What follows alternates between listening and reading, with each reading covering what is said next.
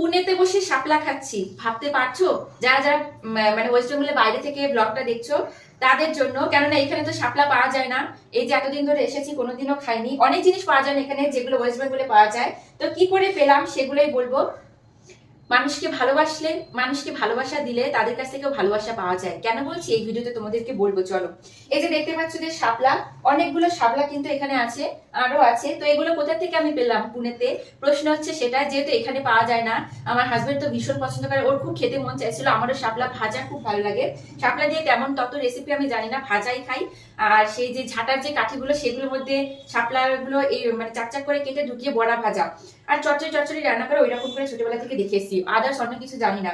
তো যেই মেন বিষয়টাকে এনে দিয়েছে, এই দেখো, তার সাথে আমাদের কোনো না রক্তের সম্পর্ক আছে, না কোনো আত্মীয় মানে সম্পর্ক, তার সাথে আমাদের কোনো রকমের কোনো সম্পর্ক নেই। বাট বলতে পারো যে একটা ভালো ভালো একটা তার সাথে আমাদের সম্পর্ক। সে কিন্তু আমাদের কোনো কিছু